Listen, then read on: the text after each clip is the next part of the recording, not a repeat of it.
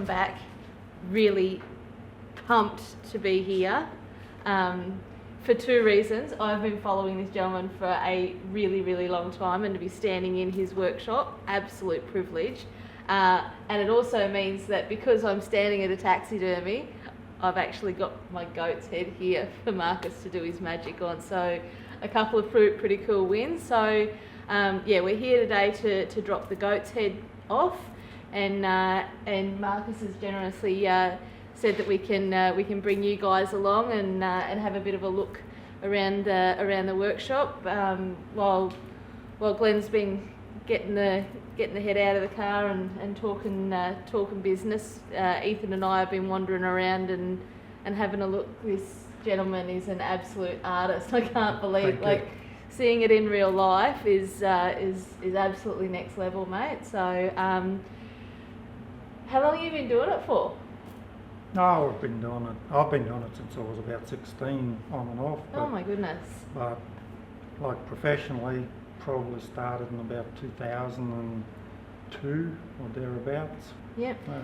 I'm looking around, you've got all sorts of things from buff to that little guy over there. What was he called again? That's called a dameradictic. Dameradictic?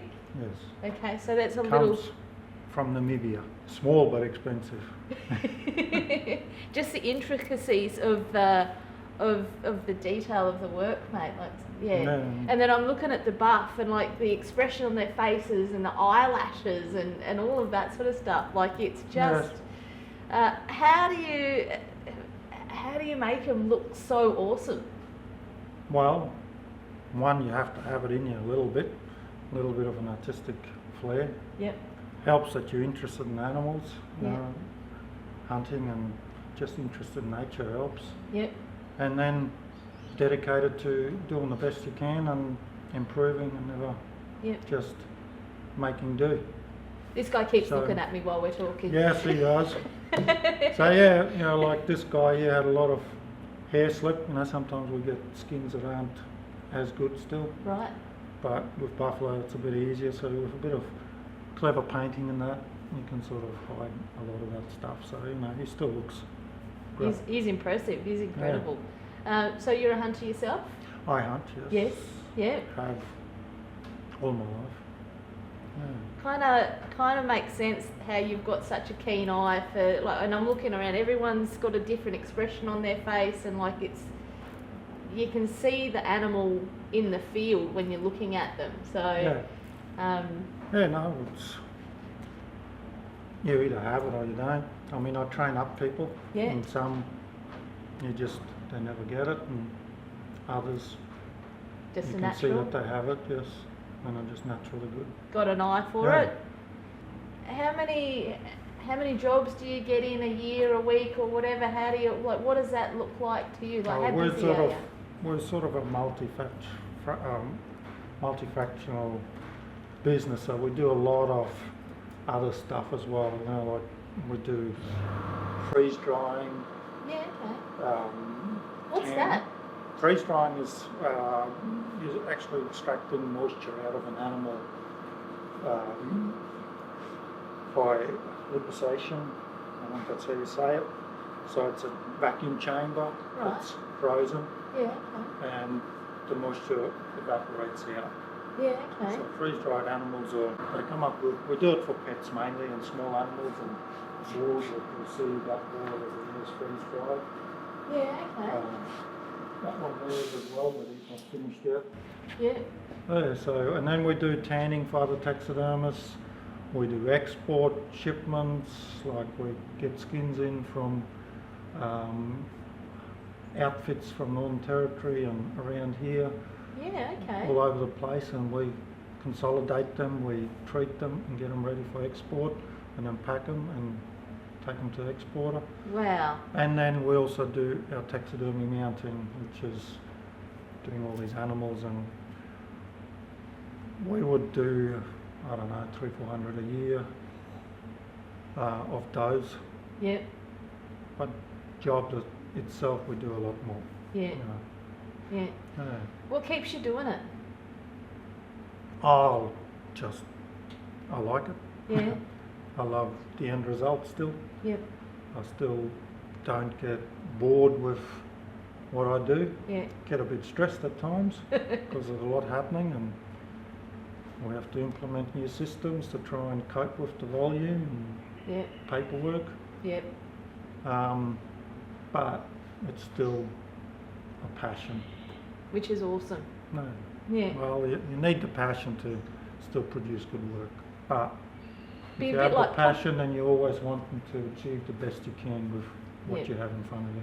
Be like cooking, you've got to put a bit of love into every single one Yes, you make. yes, exactly. Otherwise, it's just the salt and pepper flavour. Yeah. Yeah. Yeah. You've got to understand what you're working with. Yep. No. And what's the weirdest animal you've had come through your door, other than a human? Oh, well, we don't do humans. Oh, well, if you paid me enough, they might go and freeze dry, but I'm not quite sure about the legalities of that. But the weirdest animal? Oh, I don't know. There's not really weird animals to me. Yep. Some pets are weird, or some requests for pets are weird. Yeah. Okay. But, yeah, I treat every animal with the same passion to try and get it to the same standard. Is there an animal that you're like, I really want to work on that, and you haven't had a chance to work on one of them yet? Or, I mean, you've been doing it a million years, I'm sure you've got everything ticked off. A leopard probably. Yeah. But we can't bring them into the country. Okay, yep. So I've worked on tigers, I've worked on lions. Oh, wow. Worked on a lot of other cats and bears and all sorts, but yeah, leopard is still elusive. Yeah. What's a bear like to work on? Oh, we're working on one right now. There's a skin that's a Russian brown bear. Yeah, okay. Oh, it's just bigger, you know, like at least the hair hides a lot, but you still have to get it right, you know. Yeah. Especially the open mouth, it has to look right, and the stance, and the whole expression has to be right. Yeah. But it's like every other job. It's like when they say, how do you eat an elephant? It's one bite at a time. So big jobs are the same. Yeah. One job at a time until you get to the end result. Yeah. No. And we're going to talk about the crocodile. Yes.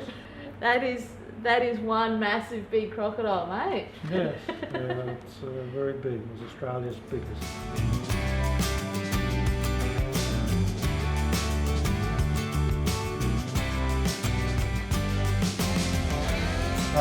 It's Australia's biggest and oldest croc. Yeah. Okay. Or was, I should say. We got the privilege to work on him. Yeah. He's going to go back to where he came from, up island of Cairns. Okay. It was hard work, but we got there in the end. So how did he come in? Is he... Came as a frozen package. Right, okay. With frozen transport, just on a pallet. Yep. It was heavy. Yeah. I estimated at least 250 kilos. And then you have to work with that. That's hard work. Yeah. Heavy work. And so was that you on your own, or did you have a team of people? No, what did that look like? We're lucky here. We have a team of people that work for me. Yeah. And that's generally we have 6 people plus my wife and myself. Yep. At the moment, we're looking for a staff member. Yep. As things are expanding, we need more. There you go, guys. We need more staff to be able to handle the work. What a cool job. Yeah, it's a cool job, but it requires the right person. Patience. Yeah. The dedication. Artistic ability. There'd be lots of things that you'd need to. And it's an art, and it's not the highest paid job, so you also have to not be after a huge pay. You'd want your remuneration to be passion and a good job rather than a Ferrari. Yes. Yeah. For that you got to go do mining work or something. Unfortunately, we have, how high can you make the prices of them out? So we have to work on a balance. Yep. Yeah. Yeah. And it's a piece of art that stays in someone's home and stays in someone's family for Well, yeah.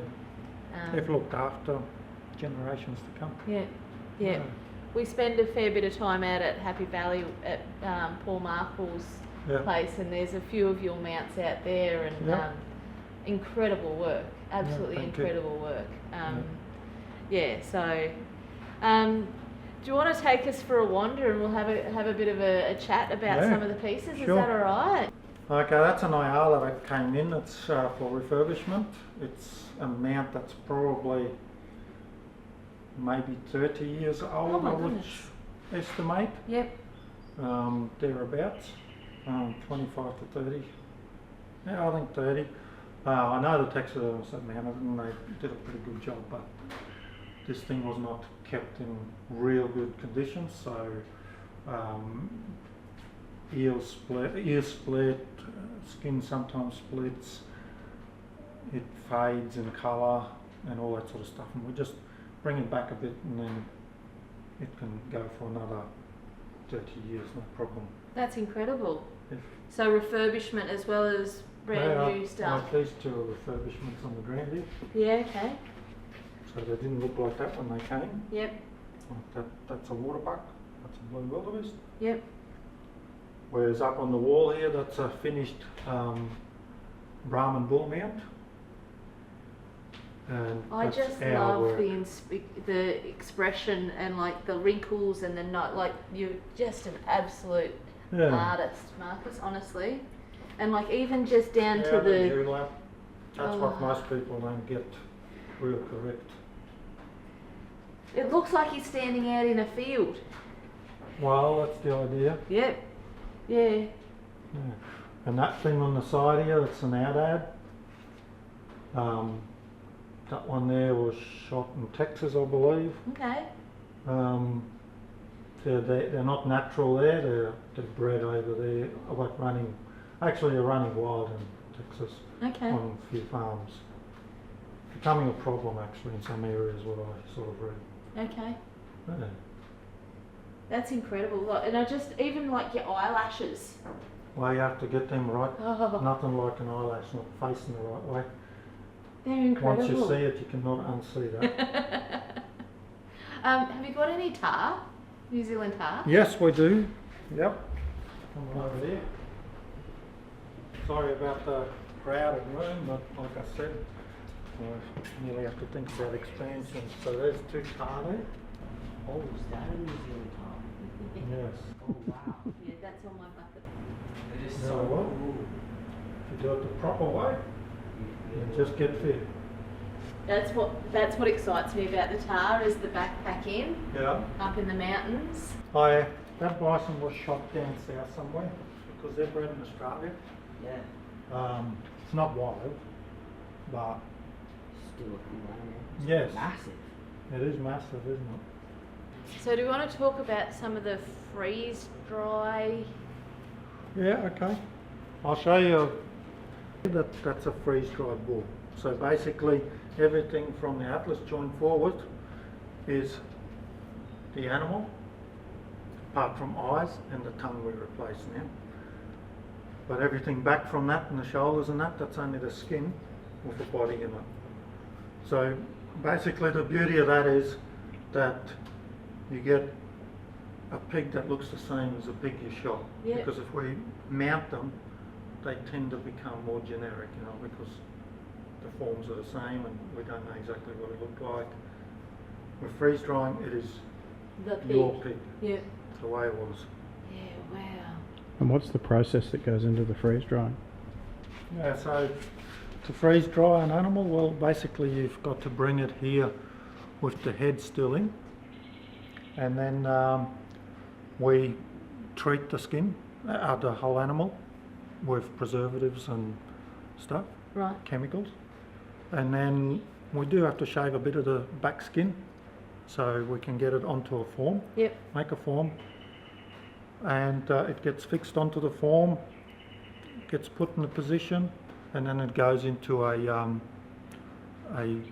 chamber that's a vacuum chamber which is frozen, like it runs at about minus 18 or minus 20 thereabouts, and over time the frozen liquid evaporates. It doesn't go into liquid form, so it goes from ice to vapor, and that condenses back off in a different chamber and becomes like a solid core of ice which you pull out every week. Yeah, okay. And eventually it's totally dry, super dry, Yeah.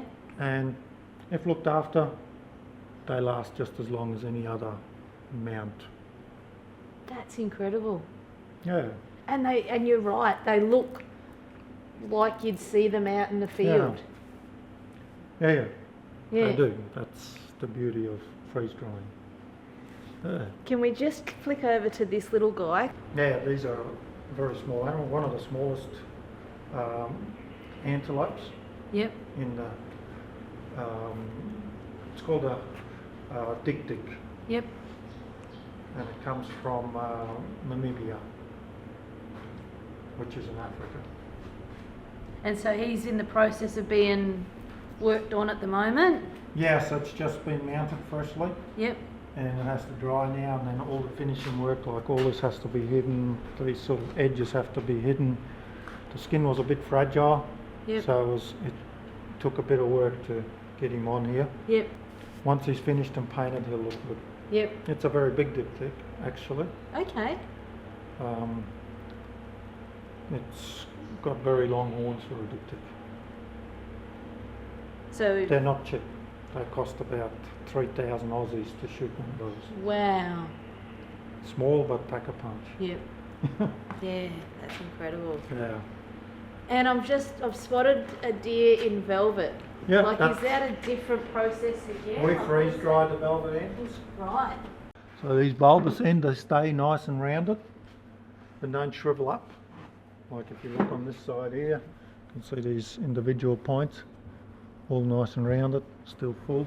That's what a freeze dry can do. It's quite difficult to do it any other way. Like there's a velvet chisel there. Oh, yep. Yep. Just have a look at the coronets there and how. Yeah, neat. It's incredible. You want the hair to be right up there, so Yeah. it looks natural. Yeah. Yeah. Yeah, that's incredible. And like the ears and like, yeah. Just, While we're talking freeze drying, yeah. come on over this way into the office here. Now these are all freeze dried animals here. So that's a pug or whatever, or and then cats Oh, wow. So that's in a sleeping position. family's beloved. Yeah. So these things are possible with freeze drying. Oh my This is goodness, that's its own incredible. tongue. Oh, what? Yeah. Nice fox. That is freeze dried too. So we do small animals like hares, rabbits, foxes, Yeah. that kind of stuff is also freeze dried. This is going to be laying on a rock wall ledge, which Oh, still has wow. to be finished. And then here's more freeze dried antlers like I was talking about before. Yep.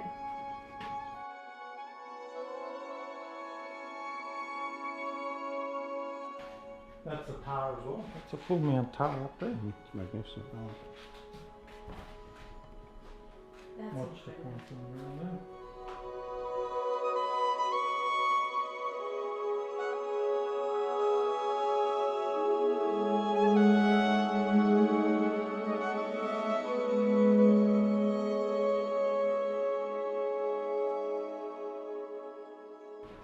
We do pedestal mounts as well. So what's he? That's a red deer from New Zealand. Yeah, wow. Fantastic.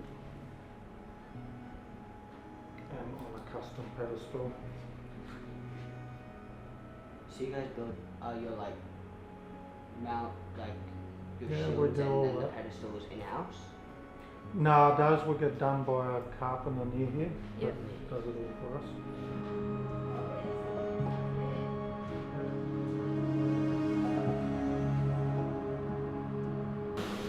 Cheddar, is it? Yes, And that's freeze dried. yes.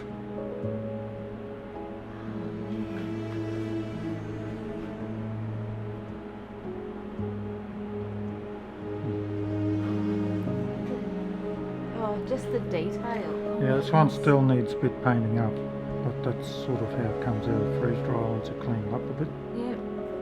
Yeah. Like their hairs. So that, what they turn out like. Wow. Incredible, isn't it? The little piglets look cool, don't they? Yeah. Yeah.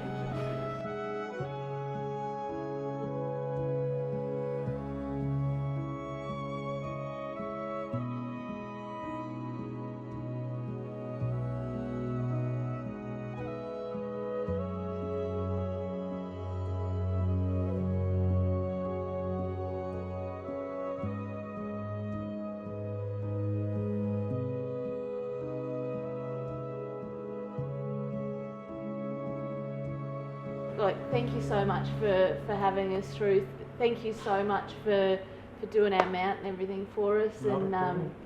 yeah, really, really honoured to be able to support you and your business. Really, No, you thank know. you. And if anybody's looking to get a mount done, hit Marcus up, Down Under Taxidermy.